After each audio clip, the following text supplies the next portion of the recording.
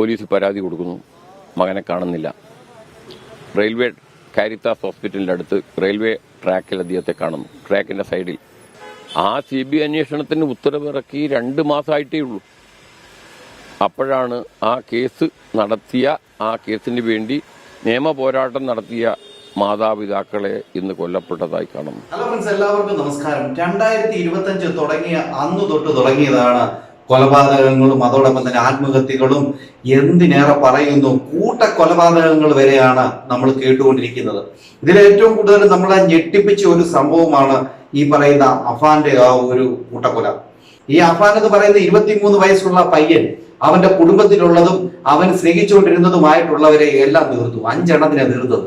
അതിൽ അവന്റെ അമ്മ മാത്രമേ രക്ഷപ്പെട്ടുള്ളൂ.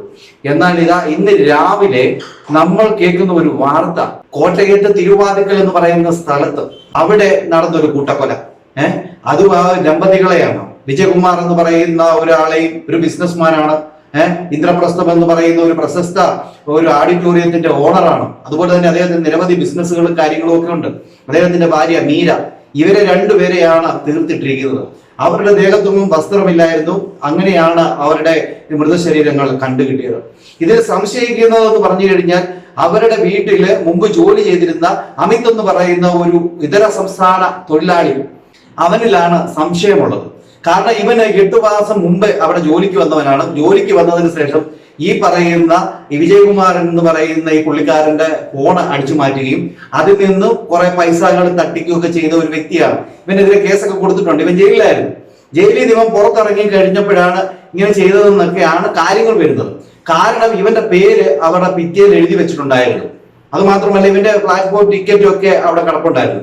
എന്നാൽ ഇതല്ല ഇവിടുത്തെ വിഷയം. ഏതൊരു കേസിലും ഒരു തെളിവ് മറച്ചു വെക്കുമല്ലോ. അത് ഉള്ള കാര്യം തന്നെയാണ്. നമ്മുടെ അഫാന്റെ കാര്യം നോക്കിക്കഴിഞ്ഞാൽ അതങ്ങനെ. അതുപോലെ തന്നെ ഈ ഒരു കേസിലും ആ ഒരു നിർണായകമായിട്ടുള്ള ഒരു ഘടകം ഇവിടെയും ഉണ്ട്. കാരണം എന്ന് വെച്ച് കഴിഞ്ഞാൽ, ഇവിടെ ഈ ഒരു പ്രതിയായിട്ടുള്ള ഈ അമിത് തന്നെയാണ് ഇത് ചെയ്തെന്ന് വിചാരിച്ചു എങ്കിൽ ഇവൻ എന്തിനാണ് ആ വീട്ടിലെ CCTVയുടെ ഡിസ്ക് എടുത്തിട്ട് പോകണം? അത് ഇവൻ എടുത്തോണ്ട് പോയിട്ടുണ്ട്. ഇവൻ തന്നെ ആണെന്ന് ഇവൻ പേരെഴുതി വെച്ചിരിക്കുന്നു. അതോടൊപ്പം തന്നെ ഇവന്റെ ടിക്കറ്റുകൾ അവിടെ എടുത്തിട്ടിരിക്കുന്നു. അതൊക്കെ ഇവനാണെന്ന് അറിഞ്ഞിട്ടും പിന്നെന്തിന് ഈ ഡിസ്ക് എടുത്തോണ്ട് പോകണം? അപ്പൊ ഇവനല്ല, ഇവന്റെ പിന്നിൽ വേറെ ആരോ ഉണ്ട് എന്നുള്ള കാര്യം കൂടെ വളരെ കൃത്യമാണ്. ഇതിന് പിന്നിൽ വേറെ ആളുണ്ട് എന്ന് സംശയിക്കാനുള്ള കാരണം, ഇവർക്ക് ഒരു മകനുണ്ടായിരുന്നു, ഗൗതം വിജയകുമാർ എന്നാണ് അവന്റെ പേര്. അവന് ഈ പറയുന്ന പോലെ തിരുവനന്തപുരത്ത് ടെക് പാർക്ക് കമ്പനിയൊക്കെ ഉണ്ടായിരുന്നു. ഓക്കെ, ആ മകനെ 7 വർഷം മുമ്പ് കാറിനുള്ളിൽ ആത്മഹത്യ ചെയ്ത നിലയിൽ കണ്ടെത്തിയിരുന്നു. അന്ന് പോലീസുകാരൊക്കെ അത് എഴുതി കുറിച്ച് വെച്ചു, ഇത് ആത്മഹത്യയാണ് എന്ന് പറഞ്ഞുകൊണ്ട്. ഇവനെ വീട്ടിൽ നിന്ന് ഒരു കൂട്ടുകാരൻ വിളിക്കുന്നു എന്ന് പറഞ്ഞുകൊണ്ടാണ് വീട്ടിൽ നിന്ന് പോകുന്നത്. പോയി കഴിഞ്ഞതിന് ശേഷം അവിടെ നിന്ന് തിരിച്ചു വരുന്നതെന്ന് പറഞ്ഞുകൊണ്ട് അമ്മയോട് ഫോണിൽ സംസാരിച്ചിട്ടുണ്ട്. അത് കഴിഞ്ഞിട്ടാണ് ഈ മകനെ കാണാതാകുന്നത്.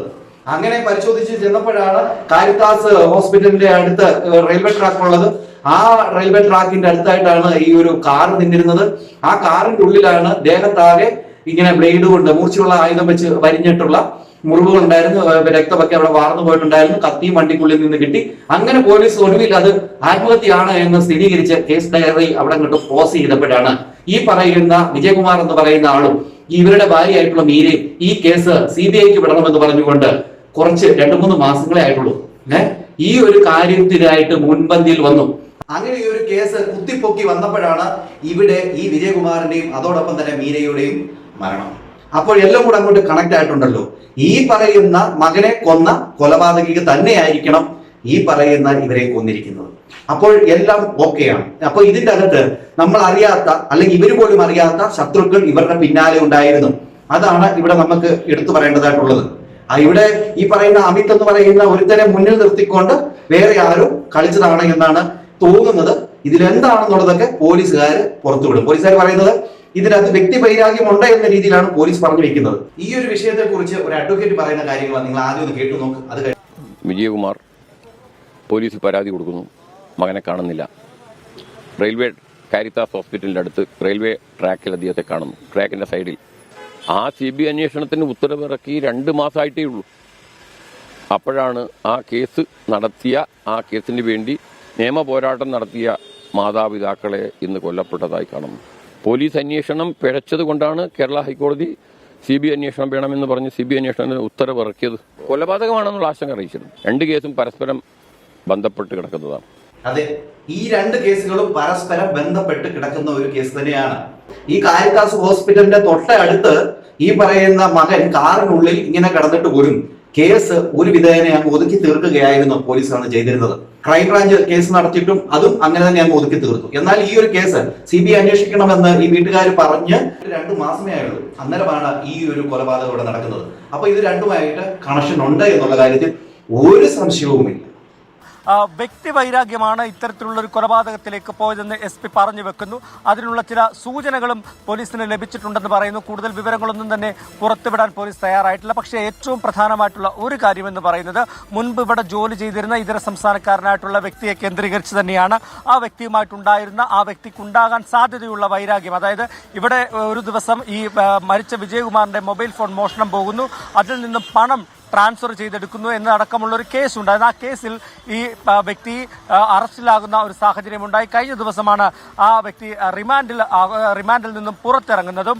അപ്പോൾ അതെല്ലാം കൂടി ചേർത്ത് വായിക്കുമ്പോൾ പ്രഥമ ദൃഷ്ട്യാ ഒരു വൈരാഗ്യം ഉണ്ടാകാനുള്ള എല്ലാ സാധ്യതകളും നിലനിൽക്കുന്നുണ്ട്. എന്നാൽ അവിടെ കൊണ്ട് മാത്രം പോലീസ് അന്വേഷണം അവസാനിപ്പിക്കുന്നില്ല. മറ്റ് സാധ്യതകൾ കൂടി, ഏതെങ്കിലും തരത്തിലുള്ള വ്യക്തി വൈരാഗ്യങ്ങൾ, പ്രത്യേകിച്ചും കോട്ടയത്തെ ഒരു പ്രമുഖ വ്യവസായിയാണ്, അതുകൊണ്ട് തന്നെ ജോലി സംബന്ധിച്ചുള്ള അല്ലെങ്കിൽ അദ്ദേഹത്തിന്റെ ഈ ഇടപാടുകൾ സംബന്ധിച്ച് എന്തെങ്കിലും തരത്തിലുള്ള പ്രശ്നങ്ങൾ ആരോടെങ്കിലും ഉണ്ടാകാനുള്ള സാധ്യതയുണ്ടോ എന്ന് കൂടി പരിശോധിക്കുന്നുണ്ട്.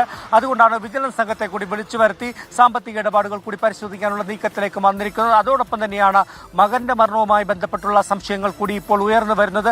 ഈ വിഷയങ്ങളെല്ലാം തന്നെ പരിശോധിക്കാം. പോലീസിന്റെ ഒരു പ്രാഥമിക വിലയിരുത്തൽ ആ മരണവുമായി ഒന്നും കാര്യമായിട്ടുള്ള ബന്ധങ്ങളൊന്നുമില്ല. എന്നിരുന്നാൽ പോലും ഈ വശങ്ങളെല്ലാം പരിശോധിക്കുന്നുണ്ട്. നിലവിൽ ഈ ഒരു വ്യക്തിയെ കേന്ദ്രീകരിക്കാനുള്ള കാരണം ആ വ്യക്തിക്ക് വലിയ വൈരാഗ്യം ഉണ്ടാകാനുള്ള എല്ലാ സാധ്യതകളും നിലനിൽക്കുന്നുണ്ട്.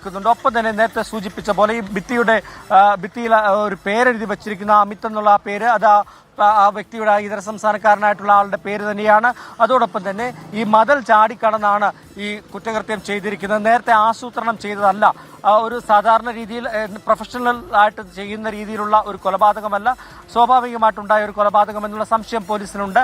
ഒപ്പം തന്നെ ഈ കൊലപാതകം നടത്തിയ രീതി അതിക്രൂരമായി മുഖത്ത് ഈ അടിച്ചാണ് ഈ കൊലപാതകം നടത്തിയിരിക്കുന്നത്. അപ്പോൾ ഇതെല്ലാം കൂടി വെച്ച് നോക്കുമ്പോൾ പോലീസിന്റെ സംശയം ഒരാളിലേക്ക് തന്നെ നീളുന്നു. എന്നാൽ ഇത് വലിയ പ്രൊഫഷൻ കൊലയാളികളൊന്നും ചെയ്തതല്ല എന്ന് പറഞ്ഞു വെക്കുന്നുണ്ടെങ്കിലും ഇതിന്റെ പിന്നിൽ ആൾക്കാരുണ്ട് എന്നുള്ളതാണ് ഇതിന്റെ തെളിവായി വരുന്നത്.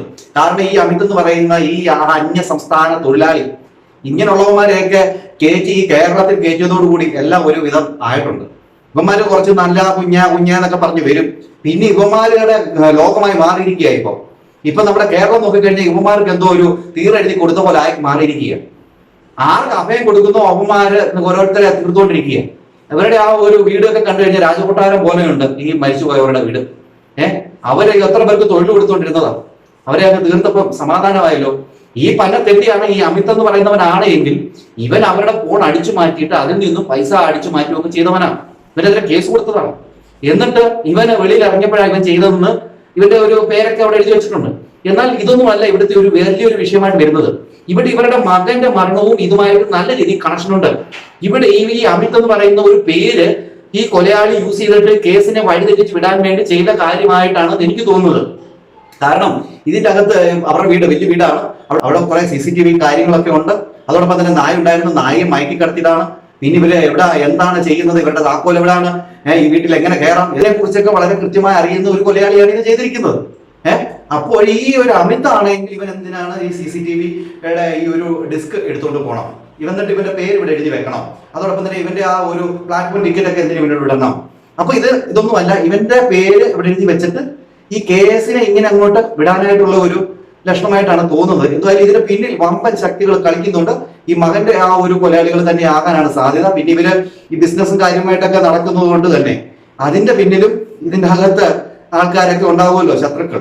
അവരാരെങ്കിലും ആണോ എന്നുള്ള കാര്യമൊക്കെ ഇനി പോലീസ് അന്വേഷിച്ച് കണ്ടുപിടിക്കേണ്ടതായിട്ടുണ്ട്. എന്തായാലും കോട്ടയത്ത് ഒരു വിധത്തിൽ അല്ലെങ്കിൽ ഒരു വിധത്തിൽ പ്രശ്നങ്ങളുടെ മേലിൽ പ്രശ്നങ്ങളായിക്കൊണ്ടിരിക്കുകയാണ്. ഷൈനി, അതോടൊപ്പം തന്നെ ജിസ്മോള്, അതോടൊപ്പം തന്നെ ഇപ്പം വേണ്ടിയതാ കൂട്ടക്കൊല, എല്ലാം കൊള്ളാം അല്ലെ. ഈ 2025 എന്ന് പറഞ്ഞു കഴിഞ്ഞാൽ എന്തുവായിരുന്നു, എങ്ങനെയാണ് നമുക്കറിയാം. നമ്മുടെ ഗോപൻ സ്വാമികൾ തുടങ്ങിയതാണ്, അതിങ്ങനെ നീണ്ടു നിൽക്കുകയാണ്. ഇനിയുമുണ്ട് മാസങ്ങൾ. ഇനി എന്തൊക്കെ നമ്മൾ കേൾക്കാൻ പോകുന്നു എന്ന് നമുക്ക് തന്നെ ഒരു നിശ്ചയമില്ല. എന്റെ പൊന്നു പ്രേക്ഷകരെ, എന്താണ് നിങ്ങൾക്ക് തോന്നുന്നത്? നിങ്ങളുടെ അഭിപ്രായ നിർദ്ദേശങ്ങളും മസ്റ്റ് കമന്റ് ചെയ്യുക. അടുത്തൊരു വീഡിയോ കാണുന്നവർക്ക് എല്ലാവർക്കും